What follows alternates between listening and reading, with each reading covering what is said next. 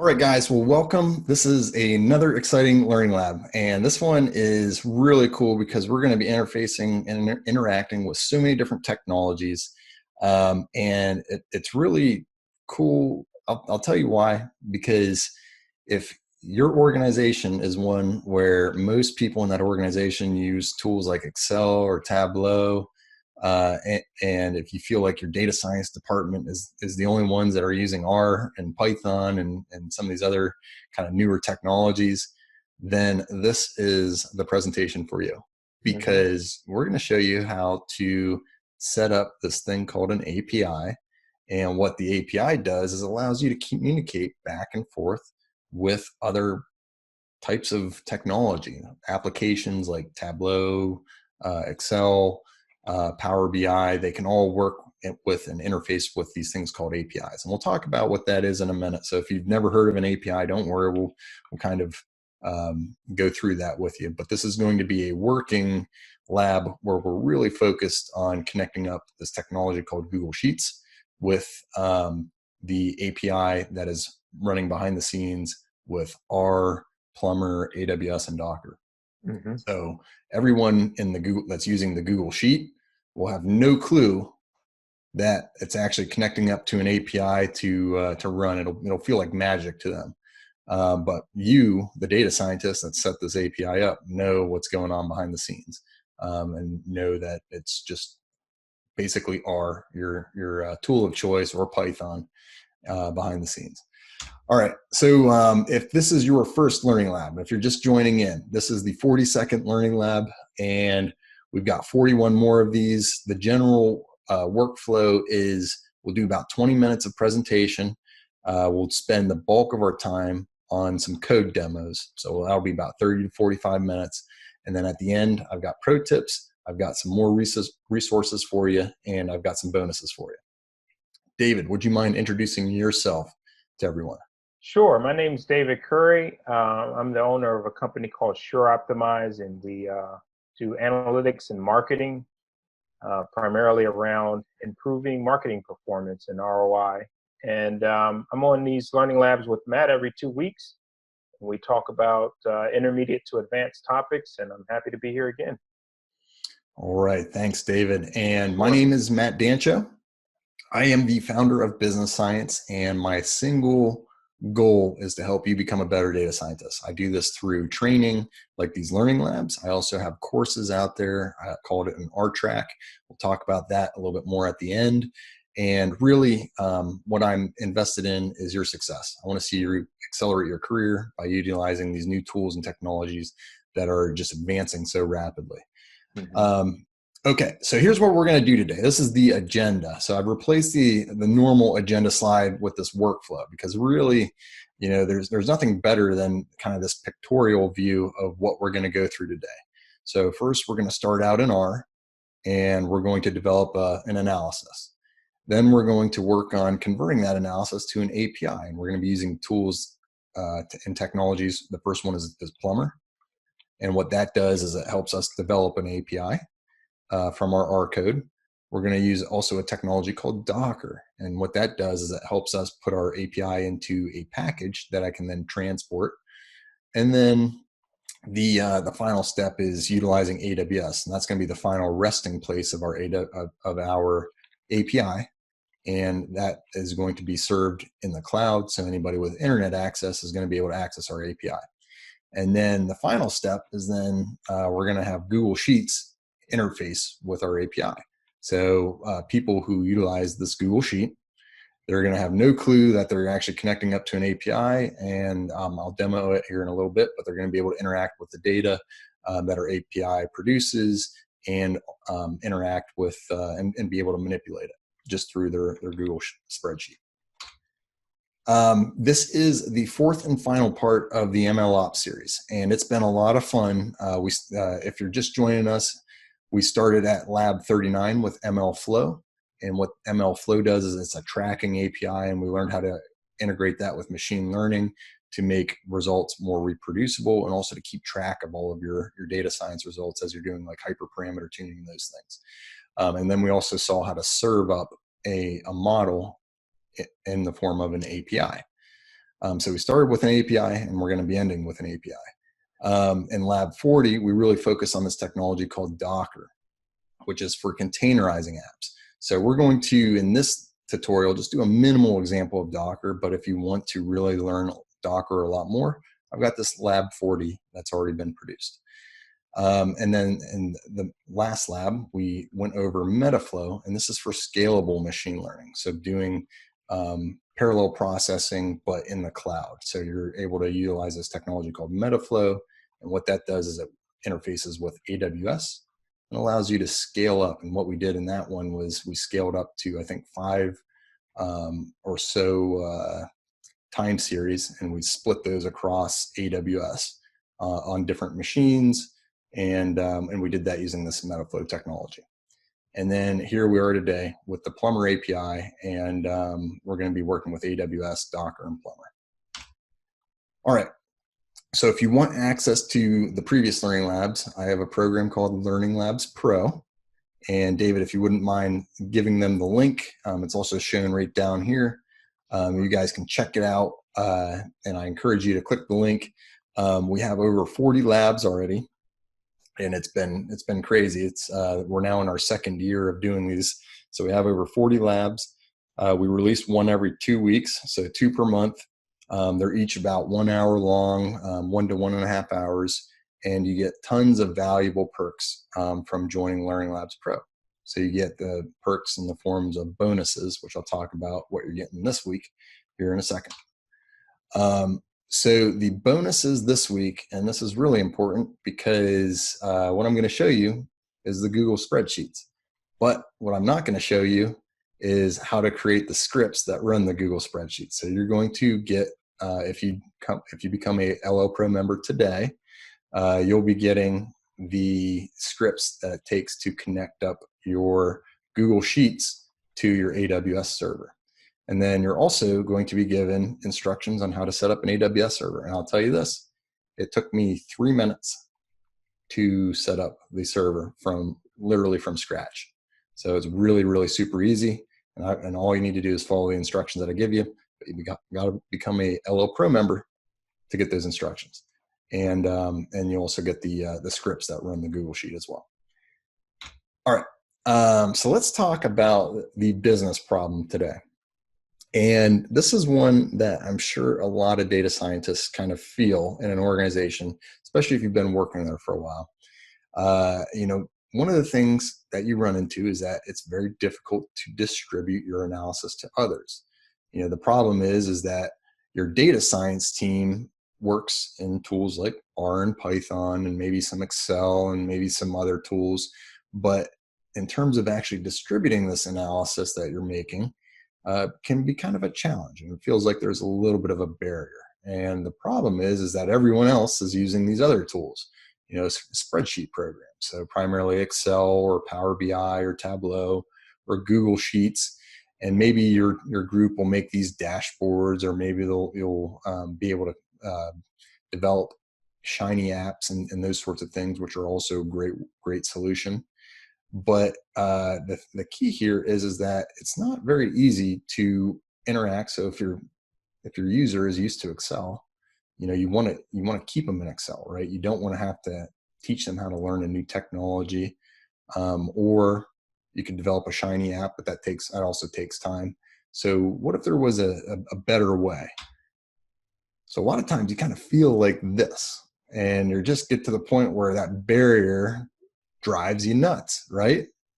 Because you want to be able to give them, you spend a lot of time on your analysis. You don't want to just email them a report and have no one read it. So what if there was a solution? And there is. It's called making an API. And this is one of the solutions. But there's other solutions out there, but this is the one that I'm going to focus on today. So my idea is that, you can construct an API. The nice thing about an API is that it's a structured way that's been standardized for applications to talk to one another.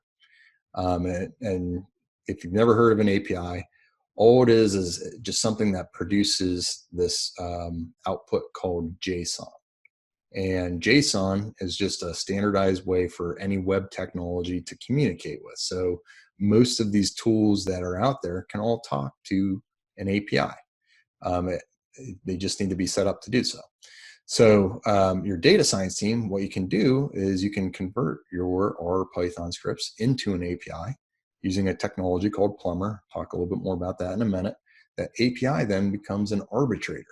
It's able to kind of say, all right, you want to, your group wants to talk to this group wants to talk to this group. How can we make that happen? I'm going to help.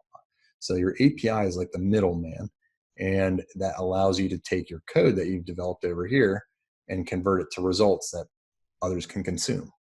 So everyone else that's over here using these technologies can then just set up their technology to interface with the API, and it becomes an arbitrator. So let's demo this rather than talk abstractly about it. What I want to do is I want to show you the end result of what we're going to be building today. So this is a Google Sheet that I have running. It's called API test. And what this does is behind the scenes, it connects up to an API.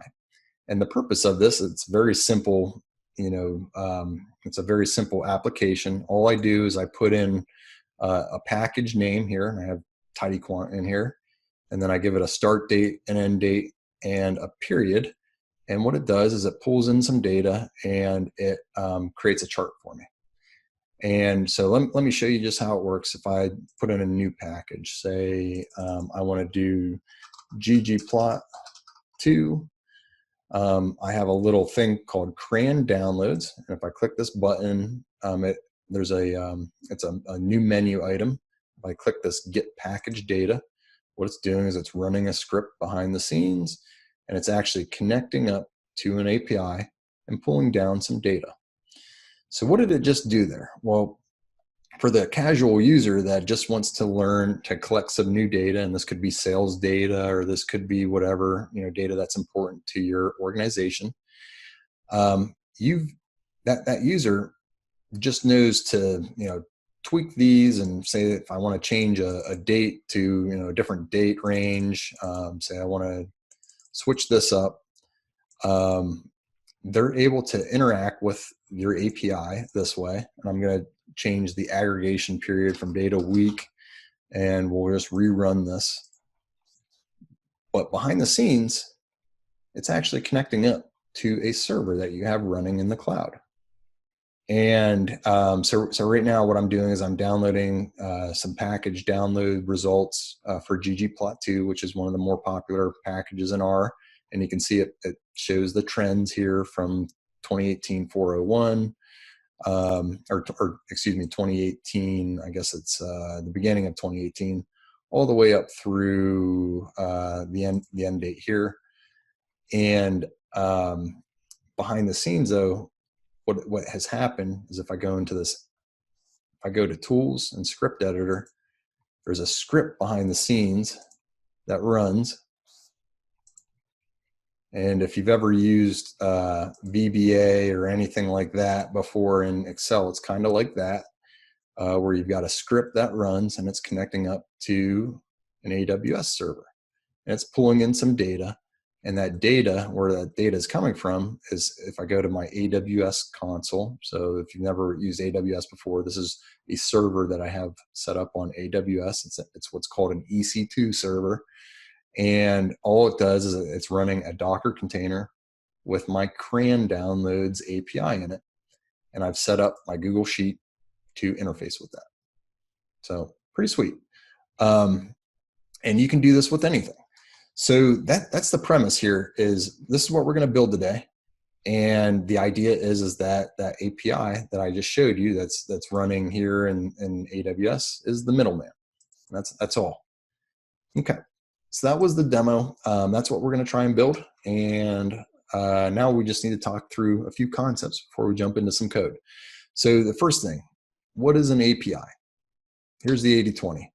So the minimum that you need to know is that an API accepts requests through the internet, and these could be through a browser.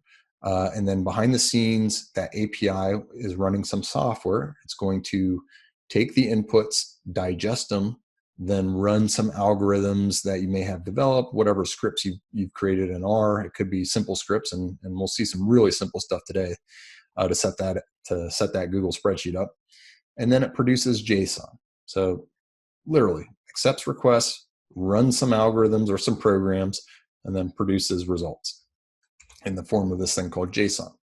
So here's an example of a GET request. And what I'm going to do is I'm just going to click this link here. I'm going to show you what's going on. So this is JSON. And what I've done is I've actually just made a request by clicking on this URL. And what it's done is it's pinged that server that I have running over here in the cloud. And it's basically said, okay, from this DNS or domain name, ping port 8000, hit the endpoint called /CRAN, and tell it that we want package equals ggplot2. Okay, and once you do that, that's basically you've made a GET request. So let's break this down. So the DNS is this first part, and that's just like if you have it's like www.google.com. So it always ends in .com or .io or whatever, and that's the main part. Then you make your request by connecting your DNS to a port, and that port that I'm running this service on is port 8000, and then that service or that API has an endpoint that I've set up called /CRAN, and that endpoint can accept some parameters. So think of these as like arguments to your functions that you create. So this is telling me I want to download my CRAN data, but I want it to only download for package equals ggplot2. So what I can do here is I can then adjust these parameters too. So I could say, instead of ggplot2, what if I wanted dplyr? And then you can see how it's now dplyr over here, and it's pinged my API that I have running on AWS.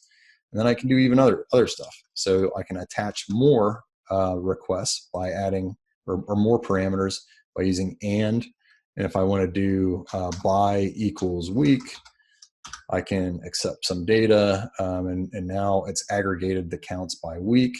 But we really can't tell that because we're just using this /CRAN endpoint. So I have another endpoint that's a sub endpoint of CRAN called time plot, and this will make things a little bit easier to see.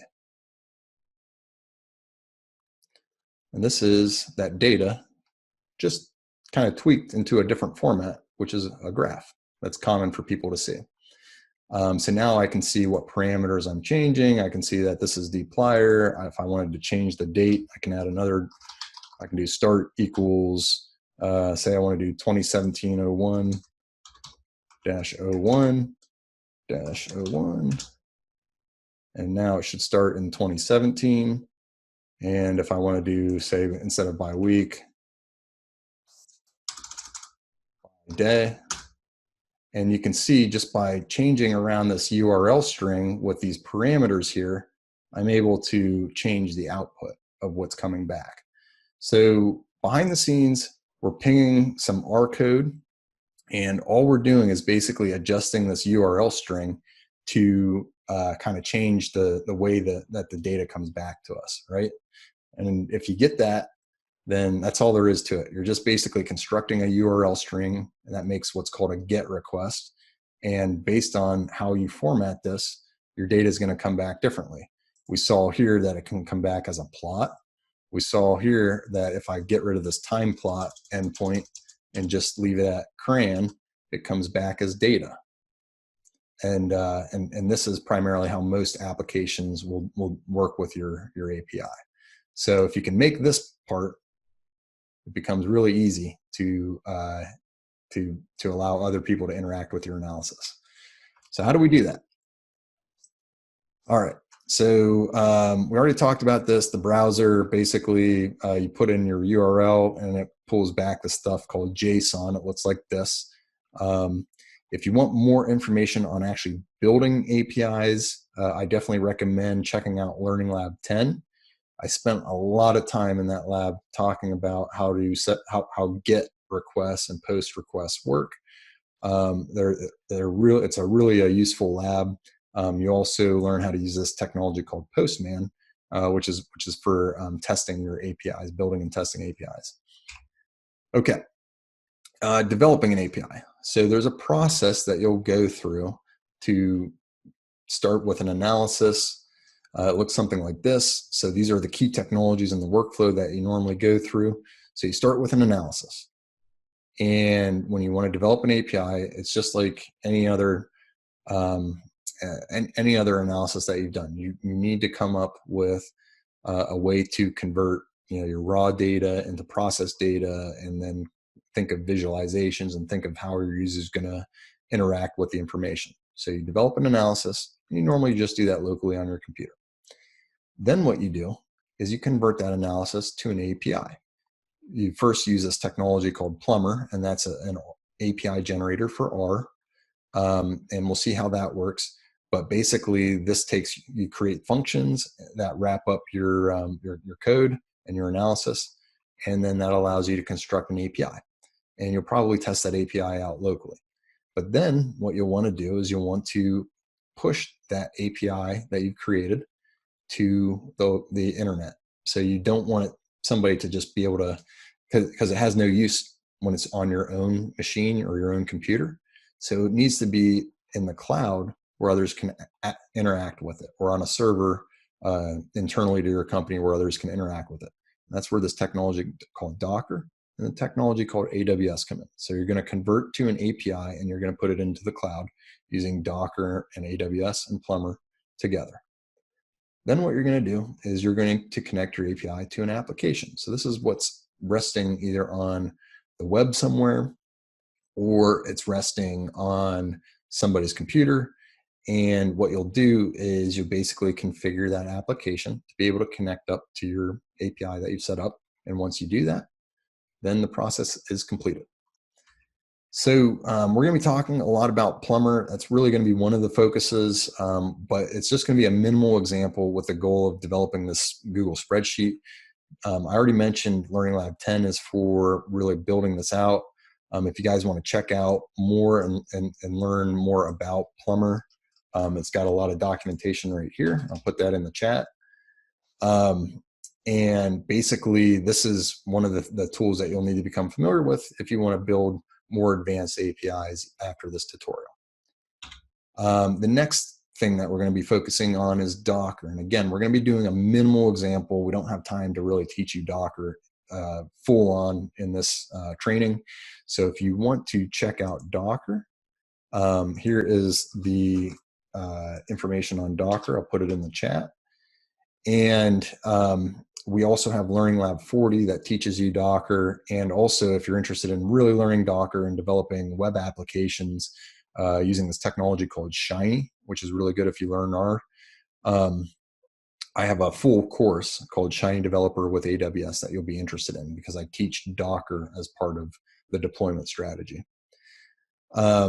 So we'll go through, again, a minimal Docker example, but if you want to learn more about Docker beyond this training, then definitely check out those resources. AWS, this is the other technology that we'll be checking out, and I'll put that information into the chat as well. So if you've never used AWS, what we're going to be doing is we're going to be creating a cloud server called an EC2 server. And I teach how to do that in the Shiny Developer with AWS course. It's really, I can't stress how useful it is and how important it is for a data scientist like yourself to learn this technology. I'll talk about some trends at the end of this presentation about what's going on with job prospects and those sorts of things. But AWS and Docker are two of the most critical skills that you can learn. The LO Pro members today are going to get some instructions on how to set this up. And I will tell you this, if you are free tier eligible, this will cost you $0. If you're like me and not free tier eligible, it will cost you $9 per month to run the server. But if you're just testing it out, even if you're not free tier eligible, you just can run it for a few hours and shut it back down just to test out the training that we go through. and it only costs you, a few cents or maybe $1 or $2. And then the last technology that we're going to be learning here is Google Sheets. And actually, I'm not going to go through this. My LL Pro members are going to get a full instruction tutorial. And this is what's needed to automate Google Spreadsheets so you can connect up to your web service or your API. And it's also needed to be able to develop automatically the plots that are being shown and to work with the data that's being shown in the spreadsheet that we'll go through. So here are some docs that I used to develop this training. If you guys are interested, definitely check out that link. And this is where you would go to be able to utilize the Google Sheets API. Okay. And then if you have other questions like, okay, my organization doesn't use Google Sheets, what do I do? Well, here's the solution. You use Google and you type in how to connect XYZ, whatever application your organization uses, to an API. And you'll get results that look like this. Excel has a web services function, and I think it's available in Excel 2013 and later. You'll probably also have to utilize a scripting technology called VBA, Visual Basic for Applications, and you'll be able to reproduce a very similar result in this training. Tableau has this thing called a web data connector. So that allows you to connect to APIs. So if you just search whatever technology that your company's using, most of these technologies can connect up to APIs, and you can fairly easily or with just a few hours of effort be able to swap out Google Sheets with whatever technology that your company's using. All right, so that was pretty much the presentation. Now what I want to do is I want to focus on doing some coding, the stuff that I really love to do, and I really want to show you how to do convert and analysis. So we're going to walk through that workflow. For my LL Pro members, this is the project that you're getting this week. It's Lab 42 Plumber API, and you'll see there's 2 folders in here. One's called CRAN Logs App, and that contains a file called plumber.r. We'll talk about that in a minute. There's also LL Pro bonuses, which are all the bonuses you're going to be getting. So you'll be getting bonus 1, which is your AWS setup, and bonus 2, which is your Google Sheets API connection setup. And then the real key here for your Google Sheets is this CRAN API.gs, which is a script that you'll put, and I'll show you how to do this at the end of this training, that you'll place into your Google Sheet and allow you to connect up to your web service or your API that's running on EC2. Okay. So that is the 2 folders. The files that we'll be working out of today are the CRAN download analysis.r, the Plumber file here, and then the Docker file here. And I'll explain kind of what we're doing in each of those. So the first thing I'm going to do is I'm going to be working out of this CRAN download.r file.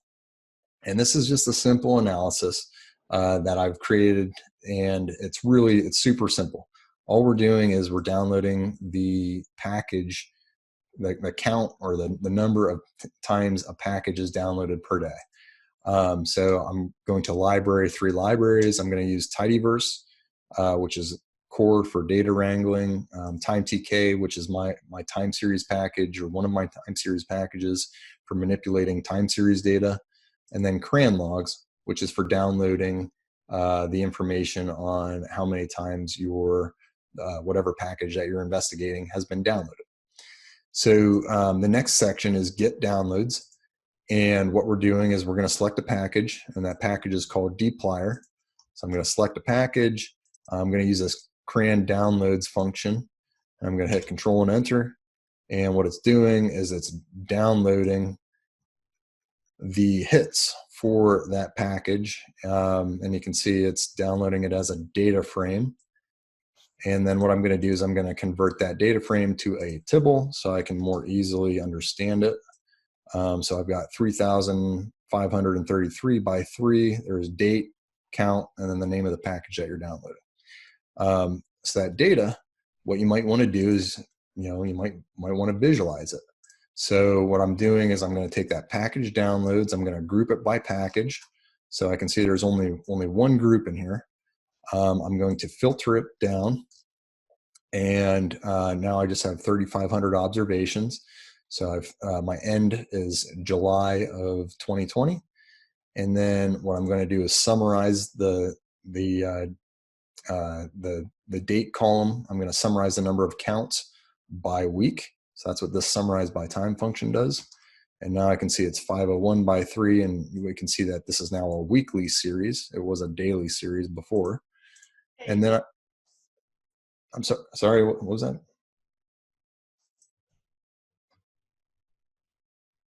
Oh, looks like, yeah, sorry. I thought you froze up. You still there? Yeah, I'm here. Okay. Did you say something? No. Oh, okay. Sorry. I thought you said something. Oh, no problem. All right. So after I summarize by time, then I'm going to use this plot time series function, and it doesn't get any easier than this. Literally just run this little bit of code here, and I make a plot. So now that data that I've downloaded becomes much more understandable, and I can see what the trends are of certain art packages out there. And I see this one has an exponential trend. This is the dplyr package, and it looks like downloads are increasing, and this is per week. And I can see the highest point was 336,951 downloads per week, which looks like that happened in February of 2020. And you can see that it's generally been increasing over time. Cool. So this is my analysis. I have one other plot that I want to check out. This one's called a seasonality diagnostic. So if I run this here, I'm setting my features to auto, and it's going to produce a few different features, so I can check out seasonality. If I set the feature to something like weekday.lbl, that'll focus in on just the weekday feature, and I can see that Wednesdays seem to be a little bit higher. Sundays seem to be about half as much. Saturdays are about 1,600 or so. Fridays around 2,900. So it looks like there's a weekly seasonality. You might want to also check out, if I go back, I can hone in on the monthly seasonality, so month.lbl, see if there's a month of the year that seems to jump out. So this is my minimal analysis that I've created. And I can see here that looks like December is around 2,196. And it looks like November is around 3,239. So it seems like December has a little bit of a drop off. Okay, so that's my analysis. Nothing too special. I'm just creating two plots, and I'm creating some downloads. Okay. Now what I want to do is I want to convert this analysis into an API. So what am I going to do? Well, the first thing I need to do is I need to create an API. So I'm going to develop what's called an app, and that's just what a web service is sometimes called. And this app that I'm calling it is going to be CRAN logs app. And what I will do is I will create what's called a plumber.r file. And all this does is it takes the information that I have over here and converts it into a Plumber app. So let me open this up a little bit. I'm in the plumber.r file. It's in my CRAN logs app folder. And all I'm doing is I'm loading one additional library now, Plumber. And then I've got the same libraries that I loaded previously, which is CRAN logs, tidyverse, and timetk. And then I have a function here called get CRAN data. And what this does is it's just kind of a helper function. So I'm gonna run this. And if I do get CRAN data, and if I set package equals ggplot2, all this does is it pulls in that data for that package, and it groups it and summarizes it for me. So if I want to do, so let's take a look at this function. What it's doing is it's first checking the by argument. So I want to do some aggregations with this by, and where that comes into play is down here for my summarization. So I'm going to check that it's either day, week, month, quarter, or year. And then if it passes that test, then what it does is it downloads the data using this CRAN downloads function, which is just literally this CRAN downloads right here. And I've added 2 arguments. I've added the from and to in addition to the package, and then I convert it to a tibble. So that's basically just this piece right here. Okay. And then I'm doing an additional action, which is, if I look down here, it's kind of what I had to do right here, but it can also be applied down here as well. I want to do the summarization and grouping. So I'm calling this now data prepared, and I group by package, and I apply some summarization using this by feature. So if I check out how it works, if I do by equals month, it should aggregate my data by month, and I can see it does. So the timestamps are now by month, and it just sums up the count column. Okay, and then it just returns it. So that's just a normal function in R. Nothing too crazy there. Now's where we get into the Plumber stuff. So Plumber uses this thing called a decoration, and you decorate your code using and it looks kind of like a comment, but it's actually not a comment. It's it's what Plumber uses. So the first thing is you create, and it's a pound sign and then an asterisk, and then you use for any parameter that you want to call out. So the parameter has a name. This one's called API title, and I'm calling it CRAN logs API. And we'll see what this does in a second. And then the next one is, this is actually just a comment. So this is because there's a space here. And what that's doing is allowing me to show in my outline over here, that this is the /CRAN endpoint. So I can easily get to the different endpoints that I've created in my file. So this is just a regular comment. And then next what we do is we get into another function. And what all I'm doing here, and this is a Plumber function now because I'm using these decorations here. The Plumber function is, it's going to be a @get request, and it's going to be exposed at the endpoint /CRAN. And all this does is literally, it's just a one-liner here. It calls this get CRAN data, and it puts it into a list, and it names that element data. So that's all it does. And it's just a function here. But what's cool is that as soon as you do this bit of code here, that becomes an API. That it's converted your function into literally an API. So let's take a look. I'm going to click this button over here called Run API. So any of these plumber.r files, so I'm probably want me to save these first. Make sure I save everything.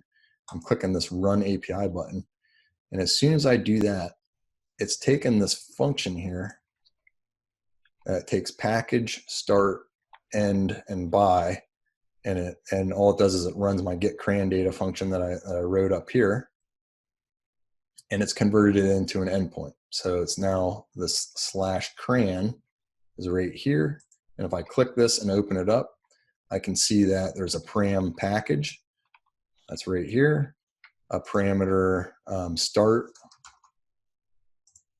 which is right here, the start date, the end, and by. And what I can then do is I can see that right down here, it's running the Swagger UI at HTTP 127.0.0.1 port 698. So if I copy this, if I go over to a browser now, if I run this, it's going to give me an error because I haven't hit one of these endpoints. So I need to then go to this endpoint /CRAN. And as soon as I do that, I've now hit my API that I'm running locally.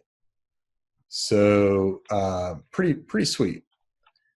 Now what we're doing is actually connecting up to an API, and we're essentially being able to ping that API anytime that we want, but it's running locally just on my computer. And I can also add these parameters. So I want to talk about, we haven't done anything with package, start, end, or buy. So it's converted that endpoint, it's converted each of those into parameters for your endpoint. So how do we interact with these? Well, now I can just pass information as text in my URL string. So if I go back to the URL string and how you supply parameters, first I'm going to do a question mark for a query, and I can do package equals, and if I do ggplot2, we can now see it's now past ggplot2.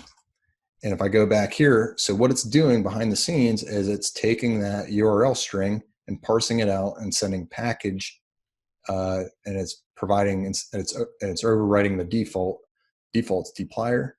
And what it's doing is it's changing that to ggplot2, which then gets passed down here in my get CRAN, and that's how it changes your data. So you can interact with any one of these parameters through your get request by using the URL string. So we'll do another one. I'm going to do start. So I have to do, if I want to add more, I have to add the ampersand sign. I'm going to do start equals, we'll do 2020-01-01. And if we do that, we now see that the first data point is 2020-01-01. We can do more. We can do and by equals month. Whoops, I shouldn't put a quote in here. And by equals month. And now it's been aggregated by month, and it's changing that data around for me. So pretty sweet. The next function in here is just showing you an example of a time plot. So I've created an endpoint /CRAN time plot, so you can see that at get is down here. And what this does, this function does, is it basically runs get CRAN, and then what it does is it groups by package, and then it runs the plot time series. So it's basically this bit of code over here from my CRAN download analysis.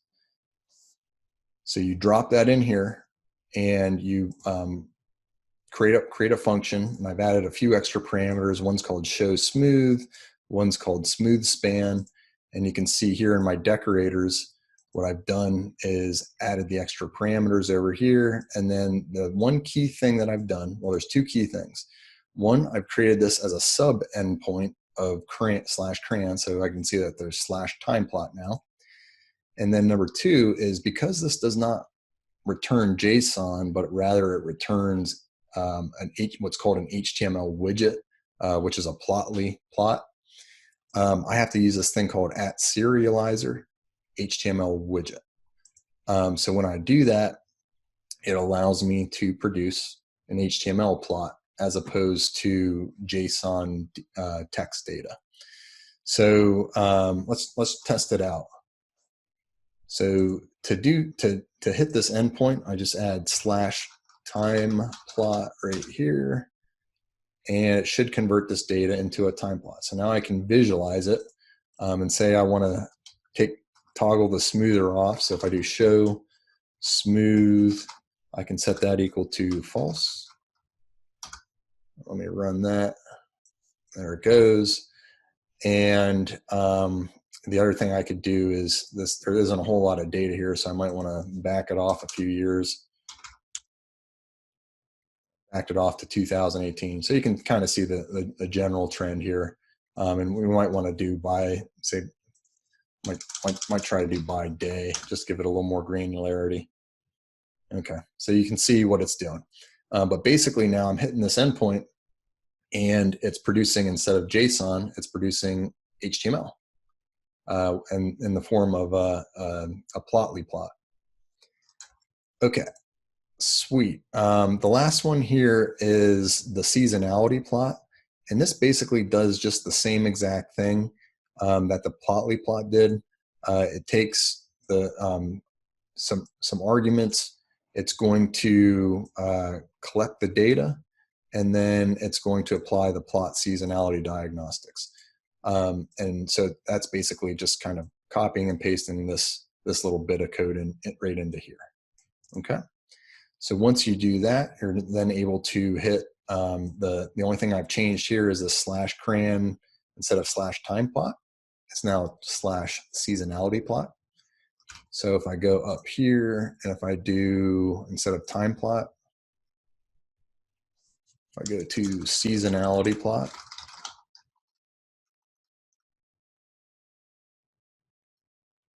and now I've got a seasonality plot here. This looks a little crazy. So I want to drop off this show smooth and replace that with just one of these. So I'll do feature equals week. And this just shows the kind of like the weekly variation throughout the year.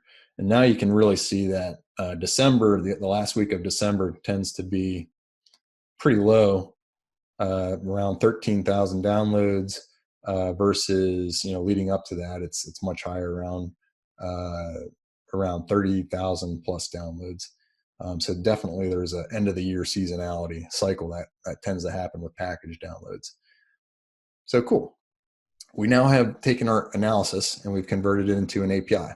So this API, though, is just running locally on our computer, and we don't want that. We want to be able to take this API, package it up, and put it on the internet so other people that have internet access can actually interface with the API. So that's what we're going to talk about next. So I just hit escape, and I'm going to clear out this screen. And what I'm going to do is go in my files here, and I'm going to open up this thing called Docker file. And so this is what's called a Docker file. And this allows us to take all of the software and even the files that we've created this week, we can package it up into what's called a Docker application. So I'm going to step down through the Docker file, and then we're going to go through some instructions here at the end. These are all just comments, though. Anywhere that you see a pound sign, that's a comment. Anywhere that you see no pound sign, that's actual Docker, part of the Docker file that's going to get run. So the first thing that we're going to do is we're going to start from a kind of like a base Docker image. So the one that I created in Learning Lab 40 is pretty good. It contains a tidyverse, it contains H2O, and it's got all the software that I use on a daily basis. So what I'm doing is I'm saying from mdancho, which is my Docker, I guess my Docker username, and then the image that I'm going to grab is called H2O-verse, and then the version of that image is 3.30.0.1 because that corresponds to the version of H2O that's on there, and that's because in Lab 40 we talked about H2O and it's how it's kind of picky with its different versions. So you want to make sure that if you're developing applications, you always use the same version. So anyways, we're going to start with that as a base image. And then from there, what I'm going to do is I'm going to install some Linux libraries that are needed for Plumber to work. So I'm going to install libssl/-dev and then libcurl4gnutils-dev. And then once I have those Linux libraries, then I'm going to install the R packages that I need. So it's going to be CRAN logs and Plumber. And those are the only two libraries because I already have tidyverse and I already have timetk loaded in this image. And then this is a little bit different from Lab 40. So in this image, we're actually going to be copying all of the files in here. So what this says is from my local file system, which is stored at just the base of this directory, which is /. So that's the base of the directory. I want to copy those into my container at the base of my container. So think of the container as kind of a virtual environment, and we're copying these files and folders into that from my local environment to my virtual environment. And then that's all it does is just copies our files in there. And then what it's going to do is it's going to expose port 8000, which is one of the ports that Docker can run on. And then what I have is when the container starts, it's going to fire this script called main.r. So we'll take a look at that now. So it's got this entry point as an R script, and it's telling it to enter using main.r. So this main.r file, it's a very simple file. All it does is it loads Plumber. It uses the plum function, which basically looks for a plumber.r file, and I pointed it to the plumber.r file, which is in my CRAN logs app, and it's going to run this file. So that's the plumber.r file, my API. So it's basically going to click this button here for me, which is essentially what it does in these 2 lines of code. When we run this $, $run, it tells it to run on port 8000, and the host is 0.0.0.0. So it just basically runs on port 8000 for us. Okay, and that is the Docker file. So once you write this is just text. Then you have to tell Docker to build it for me. So think of this like the instructions or the recipe to build my Docker image. So I'm going to take this little bit of code here, copy it, and I paste this into my terminal. Sudo docker build and what this does is it looks in our base directory and it finds this Docker file, and then it tells it to build it and then tag it as mdancho h2o-plumber. So when I run that, and because I'm sudoing, sudo means I have to run my password. And when I type in my password, it just basically runs through that Docker file. So you can see step 1 through 6, and then it's built the image for me. Okay. Then what we can do is we can run that image locally. So I'm going to run on the next script in my little terminal here. I'm going to run docker run --rm, which tells it to remove upon exit and to run my application or my Docker container on port 8000. And then this is the image that we want to run. So when I do that, you can see that it's running through some scripts, and it's now got a port that's on 8000. So it's going to be just like this, except we're going to swap out, and I'm going to do localhost port, so port 8000 / and we should get the same result. And there it goes. And it looks the exact same, but the big difference is now we're running out of a Docker container. So this application's been kind of put into a container that I can now transport. And that transportation is really important because now that I can run this locally, I can also run it anywhere that I want. So if I want to run this in the cloud, I can now do so. You can also test out, so if you do localhost, I have a couple examples in here. So localhost 8000, I'll put this one in here. This is just some of the data. So it looks like it's working there. You can test out the time plot. Again, while your local host is running, and this should produce the time plot for TidyQuant, and it does, and so on. And then when you're ready to shut it down, Control-C. Okay, so now that we've verified that the Docker image is running locally, what I want to do is I want to put it into the cloud.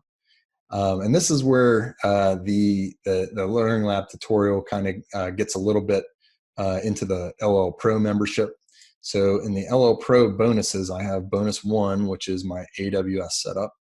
So this is going to walk you through that process for spinning up an EC2 server on AWS. All you'll do is you'll run through these instructions here, and what that's going to do is allow you to create this server that is running in the cloud with your Docker image on it. Honestly, it only takes like 3 minutes from start to finish, and you'll get this EC2 server running. So then once you have this EC2 server running, all you do is you literally take this DNS string, this public DNS, you copy that, and you swap out your local host with that. So if I just delete out localhost and put in my AWS EC2, we should get the same plot. And we do. And you can verify it's working. I'm gonna I'll add on here by equals month, and we can see that it's changed up. So right now what I'm doing is, instead of pinging my locally running Docker, which I believe I hit Control C and I closed out of it, now I'm running off of my Amazon EC2 server that I've spun up. Okay. All right. So once you have this EC2 server there, you're 2/3 of the way done. Now all you need to do is you need to set up the spreadsheet that you want to be able to connect to your application. And this is this is also going to be the second bonus. And you go to this bonus 2 Google Sheets. This Google Sheets API connection will walk you through the process of setting up the Google Sheet. And I'm going to explain some of the key points. So basically what you do here is you're going to have a blank sheet that you're going to start out with. Most of this is just text and inputs and stuff. Like this is all just text, but there's important fields, B4 through B7. These are all where the inputs go. And these are going to get mapped to your URL string. So if you look at your URL string, it's going to get mapped to, it's actually not going to hit this endpoint. It's going to hit just the regular data endpoint. And package will get mapped right here. Start will get mapped here. Buy will get mapped here. And then end. So each of these cells have a specific value. So you want to put the package here in B4, the start date in B5, the end date in B6, and the aggregation day, month, week, quarter, year, that'll go in B7. When you do that, the next thing that you want to do, so you've got your spreadsheet set up. All you have to do, the minimum requirements is you have to have some values in here. So you put some values in there, and then your spreadsheet is part of the way it's set up. Next, what you're going to do is you're going to go to add-ons, or go to tools, script editor, and this is going to open up the script. It may request access, so I have to sign in. So in order to gain access to the script that runs that Google Sheet that you're setting up, and then what you're going to do is you're going to paste in, I have a script here, this CRAN API.js. You're going to utilize this script here, and you're going to copy and paste the contents right into here. The only thing that you're going to need to do is you're going to need to swap out your URL here with the URL of your EC2 server. So that'll be the only thing that's different. And then you'll click the save button. And when you save that, your spreadsheet will be good to go. So as soon and your spreadsheet, I mean, it may not look like this because I've added some text here and some different fonts, but as long as you have some information in here, what it's going to do is it's going to populate the data that's right here. So it's also going to create a new menu item. And when you do your get package data, when you click this, it's going to run that script behind the scenes, and it's going to connect up to your API, run your R code, collect the package data, put it right here, and then it's going to display a visualization in your spreadsheet. And you can see that this is right now ggplot2 by week. If I do say like tidyclient, and if I do that by day, and if I do CRAN downloads, get package data, runs the script, and you see very quickly it's updated. And I've got all my data right here. So that's the power of being able to create an API, is we're very easily now able to interface with different applications that don't use R at all. We're now able to talk to. So this application is a Google product. it runs code that's like a variant of JavaScript. And basically it doesn't have to, it has no clue that it's actually connecting up to an API that's being run by R. As long as that API produces JSON, then you can interact with it. So that's the power. Okay, so let's get back to that. That concludes the code demo. Definitely check out Learning Labs Pro if you're interested in actually running through all the code that you've seen here. Again, a very powerful concept of being able to produce an API on the server in the cloud, and then being able to connect up different applications, Tableau, Google Sheets, whatever, connect up.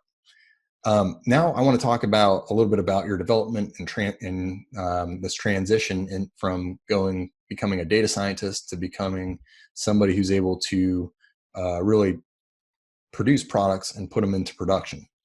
So I want to talk about Docker and AWS a little bit.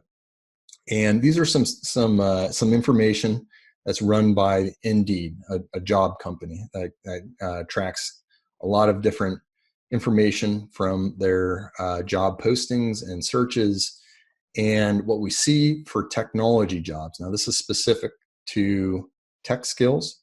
So in 2019, they did a survey, and they do a survey every year. This is what's nice about this is it's a 5-year survey. Now, this is not just data science jobs. This is all tech jobs. So this could be developers. This could be software engineers. And it also is data scientists as well. So you can see here, number 6 on the list is AWS. But what's key here is the growth over 5 years is 418%. It went from, in 2014, appearing in job searches about 2.7% of the time to now being in 14%. And that's a pretty good amount. The same thing, Docker. Docker 5 years ago, 2014, was virtually zero.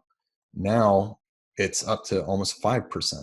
So in all of technology jobs, it's grown the most in the top 20, over 4,000%. So it's definitely something that needs to be on your radar. If you're becoming a data scientist and you really want to produce applications, there's a reason that these technologies are so valuable. It's because it allows you to take your data science and your applications that you're developing and put them into production. And that's how organizations extract value out of the things that you build. So here's 3 examples of applications that your organization can use. And this is not in Plumber. This is now in a technology called Shiny that I teach. The first one is an example here. Whoops. Let me click this as an application library. And what this is a kind of an application library that you can store multiple applications, and then you can search them. It enables you to house different applications, and then when you find one that you want to use, or find one, you can imagine somebody here that knows nothing about R, but knows that they have an app out there that helps them do a business process. They can type in old up here, and maybe their business process is checking out Old Faithful geyser data, and you can check out, you can pull up different applications that are related to your business process. So this is one type of an application that your organization can leverage. Another type of application is what's called a full stack web application. And this is an example where you've got your organization needs something with some security to it. It's got authentication. And let me make sure that I hit that right. Okay, and it's connecting up now. So I'm authenticating, and it's pulling in some data. And you can see here that this application is a stock analyzer. And once you've authenticated, you're now able to utilize that application and use it to process data and to help you perform your business processes. Again, what this application does is it takes your data science and it puts it into a format that people in your organization are able to use. And you have to use technologies like AWS and Docker to be able to stand this up. It's running on EC2 server. Now, it doesn't look like it because it says shiny.business-science.io here, but it's actually running on AWS behind the scenes. And then here's another one. It's a sales demand forecaster. This is running on shinyapps.io, which is a technology that our studio produces. It takes a little bit to load up, but what this does is allows me to do some forecasting when I hit the apply button. And what we're doing here is forecasting sales demand. And it's running an XGBoost algorithm behind the scenes. So this is the power of once you start to learn some of these technologies and apply your data science to it, you're able to go from just developing reports as PDFs to actually be able to develop things that your business can use. So what I want to do today is I want to introduce you guys to the 4-course R-Track system. This is a system that will teach you those applications, and it teaches you everything, though, that you need to learn in order to build yourself up to building these applications. So you don't just jump into making shiny apps. What you normally do is you have to learn some data science foundations, how to work with data, how to visualize it, how to run machine learning algorithms, and how to do reporting. So I cover that in my first course of the 4-course R-Track system. In the second course, which is the machine learning and business consulting, you learn how to do advanced machine learning. You learn how to do advanced data wrangling, advanced visualization, and a lot of more programming concepts, which is like functional programming and iteration. And then in the final 2 courses, you learn web apps. So how to use this technology that I showed you called Shiny with HTML and CSS, and then also to build and to deploy these applications and to build full stack web applications using AWS, Bootstrap, MongoDB, Docker, and Git. So this is really a system that's developed if you're interested in taking data science applications into production. I highly recommend this because this is going to teach you all of the key tools like AWS, like Docker, that are growing tremendously, plus all of the data science and machine learning skills that are going to help you get a job, that are going to help you make a career transition, that are going to help you add value to your future organization or even your current organization. It's just going to help tremendously. So I want to extend an offer to everyone today for being part of Learning Labs. I want to give you 15% off the full program. So David, he beat me to the punch. He's already put the link in the chat. So click on the link. That gives you a 15% off discount, and it allows you to get all 4 courses, which is approximately 6 months worth of training. It'll take you about 6 months to complete it, and it'll take you from where you are now to building web apps, to deploying web apps, to delivering results, to knowing the technologies that organizations want and need, which are AWS, Docker, Git, Nginx, Shiny, R, machine learning, all of the key technologies. Literally check, check, check, check. Just take this system and it gets you where it gets you. It not only checks the boxes, but it actually teaches you how to use them and integrate them all together. So that's the power of it. Okay, so with that, I want to now take whatever remaining time we have and go through some questions. All right, sure thing. Let's see. We'll jump right into it. So Stephen Long, I think, asked a good question. He's talking about on the Google Sheet, say in the future some of the inputs are going to change. Can you quickly just talk through, if you were to make a change, maybe you add one cell that's going to be a new input, how would that change the workflow of your API, the Google Sheet, Docker file, or anything else? Yeah. So we can try it out.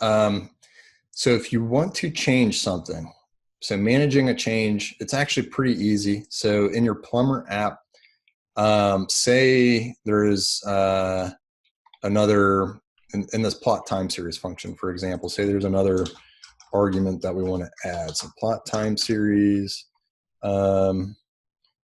say I want to add an argument for line color. So I'm going to copy this. I'm going to put a comma here. I'm going to paste it right in here. And now I have a line color in here. I have to add it to this function. So I'm going to call it line underscore color. And I'm going to set this equal to pound 2C3E50. And I'm going to swap this one out down here with line underscore color. And as soon as I do that, if I hit the reload app, and if I do, which port was that on? If I copy this little bit of code here, copy this, go over here on my local host, paste it in. Remember that we need to do the time plot. So it's going to be CRAN/time plot. Hit enter. This should give me a time plot. And why are you not working? Oh, there you go. Okay, it's a lot of data, so it takes a second to plot. And then I'm going to do a question mark for my query, and I'm going to do line underscore color equals, I'm going to do black. All right, again, it's a lot of data, so it takes a second to update, and right there, now it's black. So that's how easy it is to change Plumber. Now, if you want to take that change and then distribute it, all you do is you rerun your Docker file. So you'll again create this image. It's going to copy all of your files again. And then what you're going to do is just go through the same process of the instructions here that I have. So you just do the AWS setup. You'll repool the image. So once you publish the image, you'll repull that image down, and basically your API will be updated. And then you'll just have to go to your Google Sheet over here, add the new field, and then in your scripts, you would just go through your script editor and add the new field in here. Okay. Okay, great. Let's see here. Bruno was asking, what's the next webinar series? The next webinar series. So we did a community. So the MLOps series was the community request. Mm-hmm. I think for the next one, what I'm going to do is do our package development. This is something that I've wanted to do for a while. Oh, that's great, because there was just a question about that. Oh, really? Okay, yeah. Sweet. So it's right on time. Yeah, so it's one that I've gotten a lot of requests about, but it's one that isn't necessarily community driven, but it's based on the feedback that I'm seeing outside of LL Pro. You know, a lot of people want to be able to take kind of a business process and convert that into a really an R package that helps kind of speed up, because they're having to rewrite code all the time to maybe like access a database, then perform some kind of standard operations to prepare some data that they always run. They want to put that into a function that they can then distribute to their entire data science team. So that's how I would recommend doing it, is through package development. And it's something that I'm quite familiar with, because I've developed probably 15 or 20 R packages by now, both on CRAN, and many of them are on CRAN, and some of them are internal to business science. But you know, it's a super valuable skill. So we'll probably do a several part series. It can't be like, I'm not going to be able to teach R package development in one session, but it'll be something that if you attend it, you'll be able to learn a little bit about package development each session. So that's my thought. Yeah, that would be great. Raw asks, I'm sorry, didn't mean to ask that one yet. Jesse asks, can Matt quickly walk us through where we can learn to write scripts similar to CRAN API.js? So to learn how to write scripts similar to that, well, what I would say, like, uh, the the problem is like you don't just learn how to write scripts like the .gs, like what I did when I developed this. So this script is custom. That's in here. So if you go to your tools, script editor, this script is completely custom. But I did leverage some tutorials to be able to help. I indicate, so if you become an LL Pro member, in the tutorial that I put together that shows you how to copy and set this up, it points you to one of the tutorials that I used. It also points you to the documentation. So using those two sources, I was able to create this. Now I'm not like a super JavaScript developer, and that's kind of what this code looks like. But based on the information and doing Google searching, I was able to search for the things that I needed to do, like how to basically set up the active sheet as a sheet, and then how to get a range from a sheet, and then get the values from that range. So really, I mean, there's not like I build these, like, honestly, I've never used this before, this Google Sheets kind of scripting. I learned it in less than a day. And the way that I did it was doing a lot of Google searching. So that's what I did.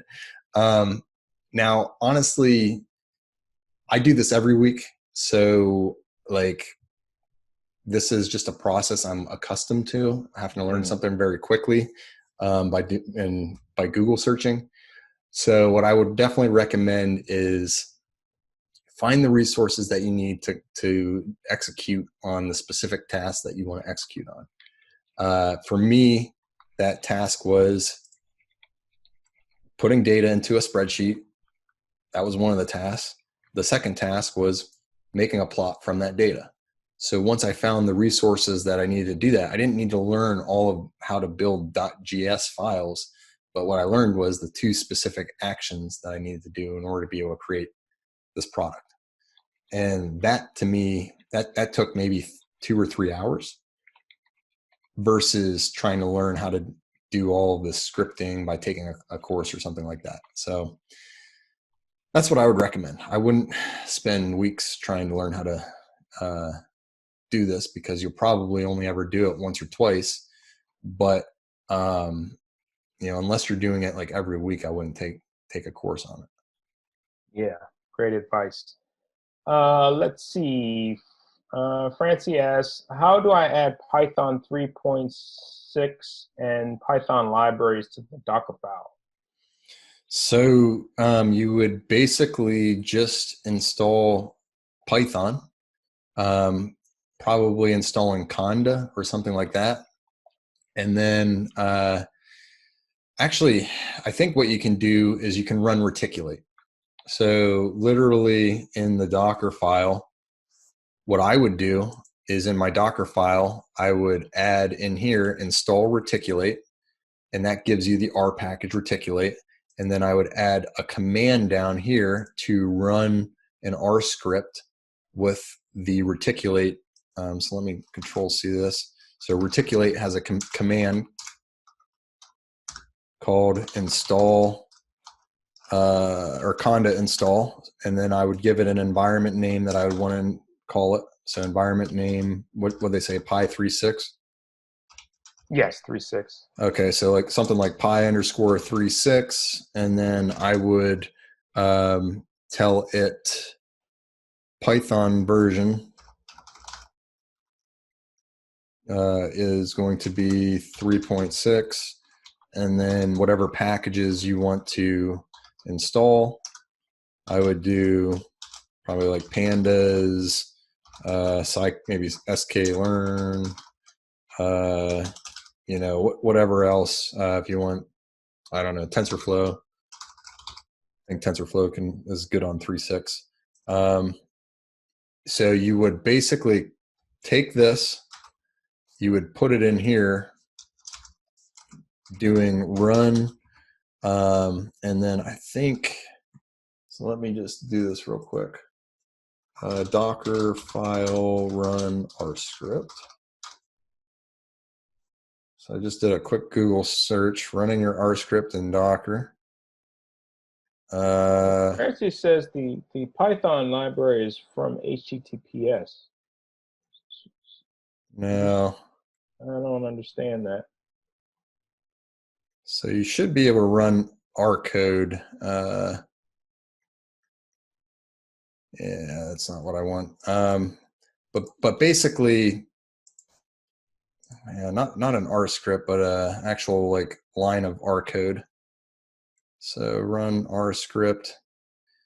But basically, you're just going to run this command here, and you're going to put this in your Docker file, and it's going to run it, and it's going to install Python for you. It's really super simple. Yeah, Francie, Matt, can you go back to that? Can you undo? Just show it one more time. Yeah. You see how he's doing reticulate, conda install, and then it has the packages. It has a list of packages there, so you need to list whichever package you're trying to access within that parameter. Because the thing about it is, she's saying that she normally installs them with pip. The thing that we're doing here is we're telling Docker what it needs to encapsulate within it in the container. So when you do the pip install, that's going onto your local hard drive. But this here is letting Docker know, hey, please install these Python packages in the container. Right. Yeah. And there, like, you can actually run R code straight inside your Docker file, and that's what I'm trying to search for right now. It's not usually this tough to find, to figure out how to do it.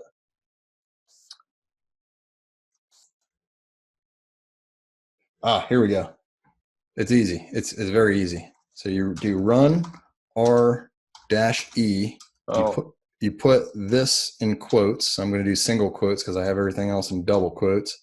And then you do, so yeah, you would run this. I have to give Benno a shout out because he just put the answer in chat. So thank you. Is it the same thing? Yeah, it's the same thing. Yeah. So you run R-E. So this tells Docker to run using R, the program R, with a -E, which is an environment variable, and it gives it the script that you need to run. So once you've installed reticulate, so you would add reticulate right here, and then you would then the next line of code run this, and this will install Python for you, literally on that machine, 3.6 with pandas, scikit-learn, and TensorFlow. It's that easy. Great. All right, let's see if we could do one more question here. Go up a little bit. Let's see. So Raul asks, he wanted to know how interactive are the courses. It says, are they just recording sessions and projects? Are there Q&A with you guys? How does it work? So the interactivity comes from the Slack channel. So if I go to Slack, so this is like the 101, you can see I've got students asking me questions right now. This is one that just came in. This is how I'm in this pretty much every day. There's about 1,000 students or so just in this Slack channel, and we're constantly helping each other out through projects. The base course structure, though, is recorded courses, and that's just because everyone's got a busy schedule. You need to have flexibility. The only way to provide courses on demand is to record them. But each course has probably 30 hours of video to it, and you learn a ton. And you take about 8 to 10 weeks to complete each one, and at the end of it, you're doing good because you've accomplished a lot. And then the big thing is when you have questions, so you're going to run into problems. Every student does. I haven't met one student that has completed the courses without having an error or something that they've had to come through. You now have the Slack channel to be able to ask me, what's going on? Why am I getting this error? What does this mean? And simple stuff, I'll tell you to Google search it. But if it's truly a tough error and something that is really preventing you from progressing in the course, I'm going to do whatever I can to help you through that. Mm-hmm. Okay, great. I think we're going to end it there. For anybody who is interested in taking a look at the courses, definitely check out the link. Let me put it in the let me put it back in the chat really quick. And Matt, do you have any final thoughts before we go? I just want to say, I hope you had a good time here. We covered a lot. We covered in as much detail as I can in a 35-minute or 40-minute code session. But this is super powerful, so I'm hoping you're enjoying it. And this is just showing you one of the possibilities of many when you learn data science, how you can help your organization. So I want to see you continue, and I wish the best for you. And I hope to see you in 2 weeks when we start doing our package development. Until then. I also hope to see you in the courses, and check them out, or Learning Labs Pro if you want to get all the code and anything that you saw today. Definitely. So, all right. I'll see you in 2 weeks, guys. Okay. Take care, everybody. We'll see you soon. All right. Bye-bye. Bye-bye.